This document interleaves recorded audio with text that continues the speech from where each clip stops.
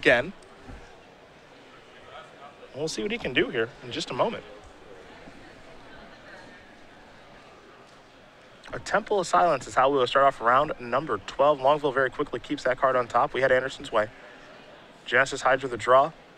Chris has been raving a little bit about Elvish Mystic this weekend. Too good for standard, I believe. Yeah, that's his claim. It is certainly a very good card. I mean, Land of Werewolves and, of course, Elvish Mystic, those have been very powerful cards. I mean, it's at the top of the curve for power level and standard, for sure.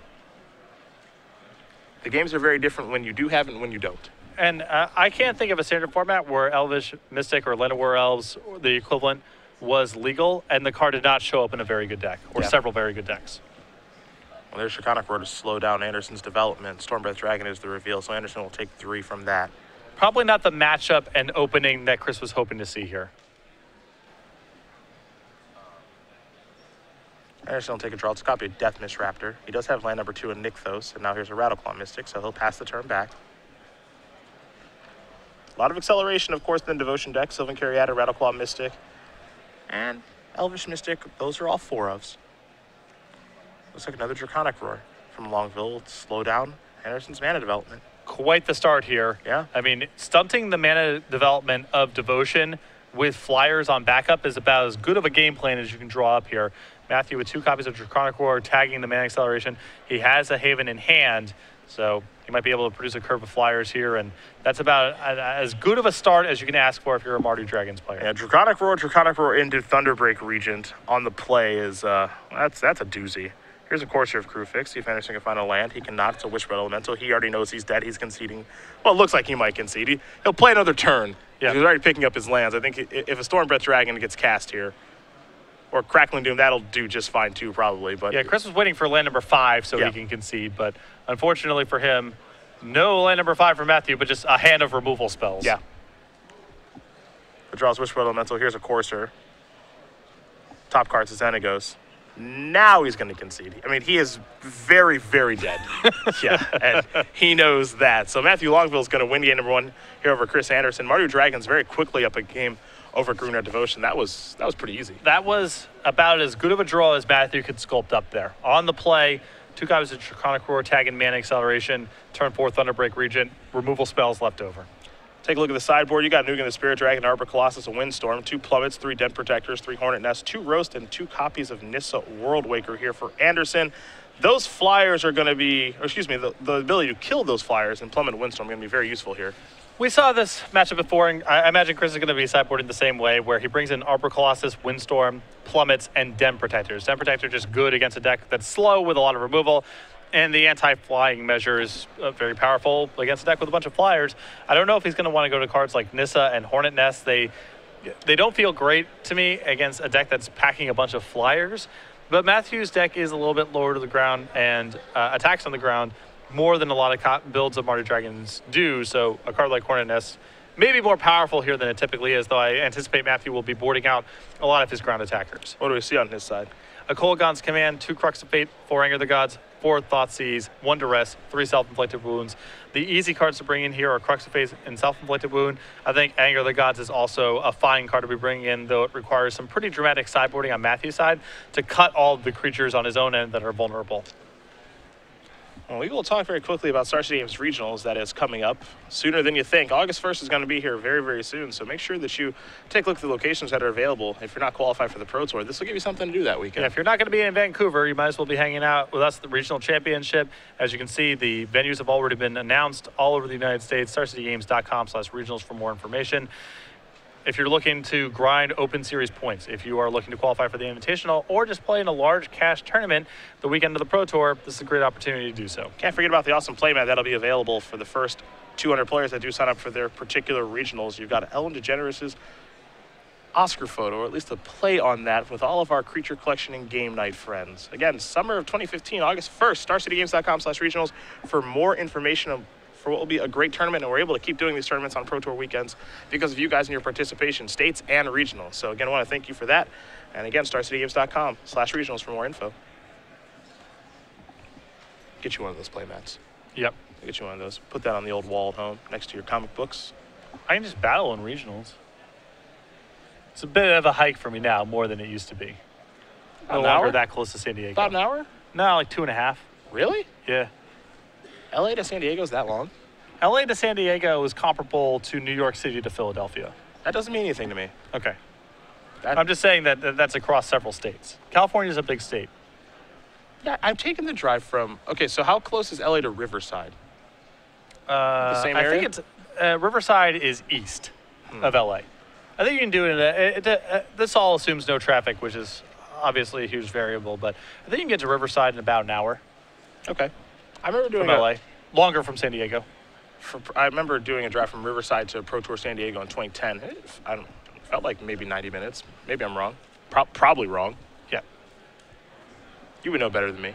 Yeah, it's probably closer to I would say it's closer to 2. All right, so that's Cleveland to Columbus. Okay. That's what it is. That's a 2-hour drive. But of course, traffic is always the biggest variable when you're in LA. Yeah, so you take a beating on that. Cleveland to Columbus, there is no traffic. Right. It does not exist. Just a lot of farmland. Andersen going to be on the player, smiling perhaps as he got destroyed that previous game. All you can do is laugh something like that off. Yeah. Sometimes that was ugly. Sometimes there's no decision to make. There's nothing to reflect on. Sometimes your opponent just gets their draw, and you have to go on to game 2. It's actually one of my favorite parts of Magic is sometimes you just crush your opponent or get crushed. Right. There's no real, what could I have done? Should I have not played my mana accelerant so it didn't get Draconic Roar? There's none of that. Well, it's what I like about Magic is over the course of 15 rounds, you're going to have a range of emotional experiences. A lot of the games are going to involve a lot of decision points and things to reflect upon and things that both you and your opponent could have done differently and some bluffing. But every so often you get those games where you just did your thing or your opponent did their thing and that's all there is to it. Yeah. You just got to know what you're signing up for. If you can just appreciate that that's part of the experience, Magic's the best game. Let's see if Chris can find a 6-card hand that works. Looks like he'll keep. He'll start with the Temple. That card is maybe staying. It looks like he's on a 1-lander. Yep, so this is a pretty straightforward call here.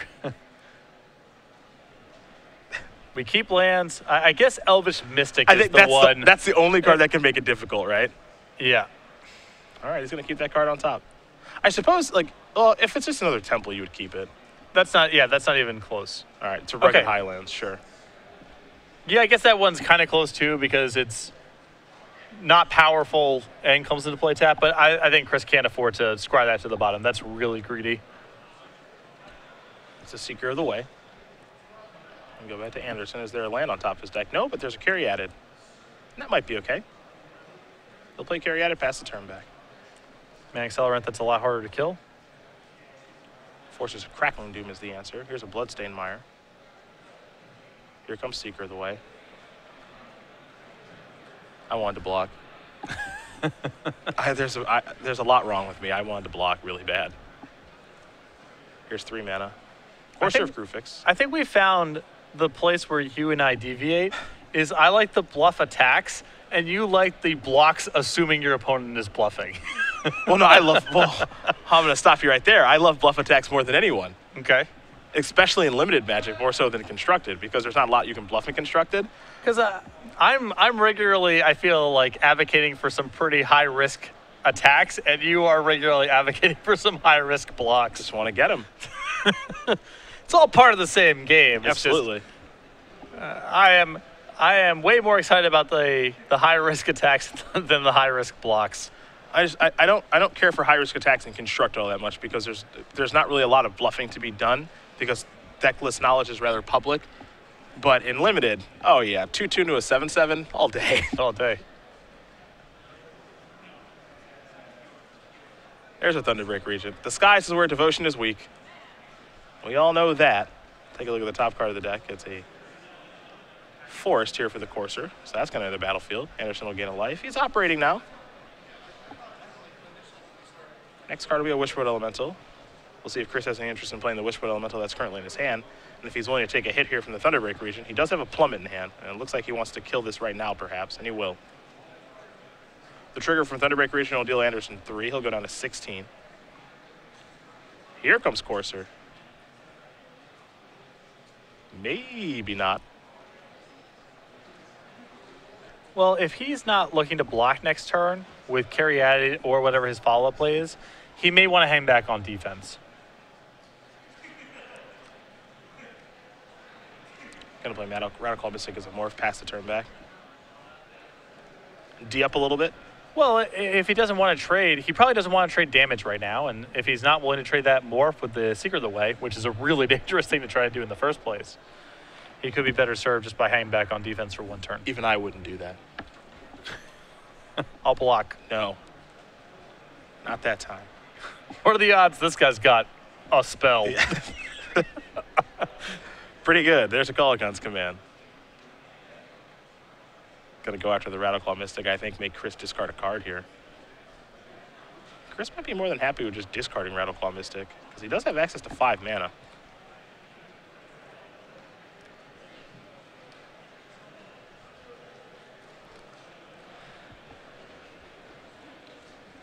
Looks like he might be discarding Whispered Elemental. This is interesting.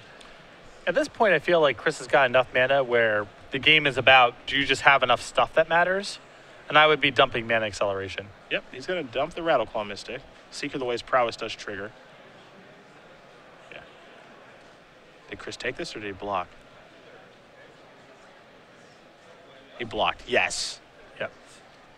That's a good block. Not scared of anything. So what's he going to do? It's very unlikely even anything. Windstorm on top of the deck. That's an answer to another flyer. Andersen up to 17. Here comes Courser. Now he's getting on the offense.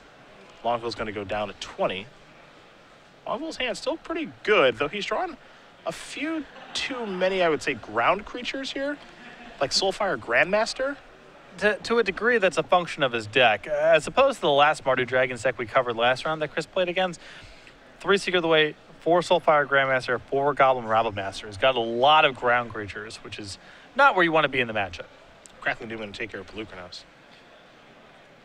Here comes Seeker.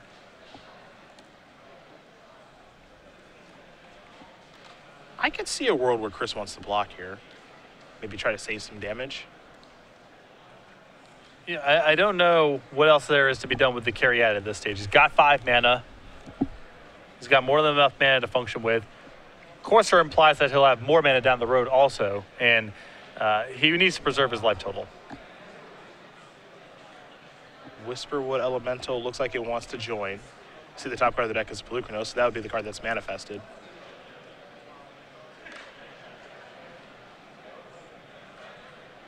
Here comes Courser. Longville going to go down to 21, it appears. Maybe not. Nope, no attacks. Top card of the deck is Nykthos. I can start generating a little bit of an advantage. Windstorm and Whispered Elemental in hand for Andersen. Longville will draw a card. Remember the Dragon stack, because here's the Temple of Malice. They want to go to the skies. That's how you beat Devotion, but he's got to be careful because there's a Windstorm in Andersen's hand. Here's Stormbreath Dragon. It's going to attack. Andersen's going to go down to 11. Nykthos the draw. Forest on top of the deck. And the big question is, what did Matthew leave on top? Yep. Chris has got to have Crux of Fate on his radar at this point. Though he is doing relatively well against Crux at this point. Yeah, Whispered Elemental is a lot of protection here. We know the Manifest is actually a creature as well, which helps. Pelucranos. Forest off the top of the deck is going to bring Andersen up to 12. Now the top card of the deck is Whisperwood Elemental. Something to keep in mind when it comes to Manifest.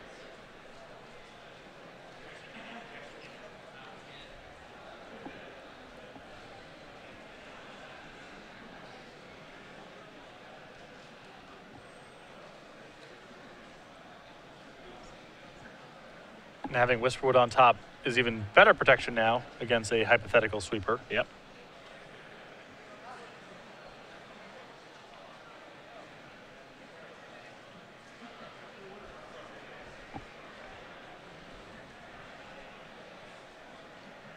Here's an attack. Looks like Seeker the way it's going to block. Will Chris on Morph? Ooh, yeah. If Matthew's making this block, I almost feel like it's got to be Crux on top. Yeah, certainly feels that way. That's a very sharp block there for Matthew. Although it does give up a bit of information, I think it's still a pretty sweet block. See what's next here for Andersen. I think Chris's hand is forced to Windstorm at this point. I'm fine with doing this. Yeah, this is okay. Leaving the mana available to be able to unmorph and just pass the turn back. He's going to Windstorm right now. I was going to say, do it right now because you don't want Matthew to go untap land 7, attack you. Sure. You don't want to get in that spot. See what the draw is. Kolagon. Oh, okay. It's a haste dragon. It's an attack for 6. That is not what we were expecting. Yeah, I thought that was, I was almost certain that was going to be Crux of Fate. Certainly not what Chris was expecting either. Draw Temple of Abandon. Take a look at the top card. It's Dragon Lord Atarka. Flying haste, other creatures you control have haste. That's bad news for Chris Andersen. Because that means the Thunderbreak region that is in Matthew Longville's hand has haste. There's some pretty healthy attacks. Well, the upshot here is at least Chris has the opportunity to manifest the Dragon Lord Atarka and has enough mana to amorph it. So he's got a blocker. That is the positive. But yeah, he is liable to die on the way back. Yeah. And that actually second line of text could, or the third line of text, could actually matter for once on Dragon Lord Kolagon if Chris isn't careful. Cast a creature or a planeswalker with the same name. It doesn't happen a lot, but stranger things have happened. That feels like something that you could easily miss the first time around. Yeah. Because you never see it come up, and then Right. it's all of a sudden, oh yeah, take 10. Excuse me? There's Thunderbreak Regent. Here's Soulfire Grandmaster. Other creatures you control have haste. He's tapped out. That's fine. You get to unmorph here.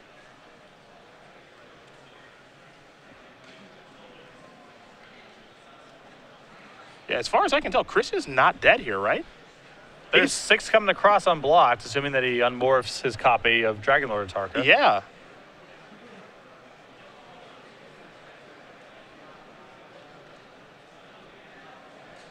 And as far as I can tell, you unmorph, you block Dragon Lord Kolagon, you take 6, you go down to 1, and you have a real legit shot at stabilizing here.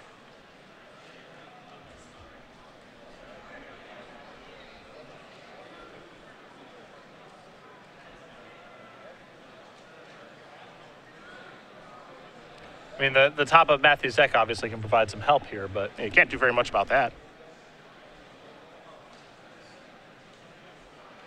Wow, he's going to extend the hand. I am very surprised by this. Very, very surprised. He does not appear to be dead unless we are missing something here in the booth. He's able to unmorph Atarka, block Dragon Lord Kolagon, take 6, go to 1, and then should be able to stabilize, but instead he extends the hand. So Matthew Longville is going to win this match over Chris Andersen. 2-0. Mardu Dragons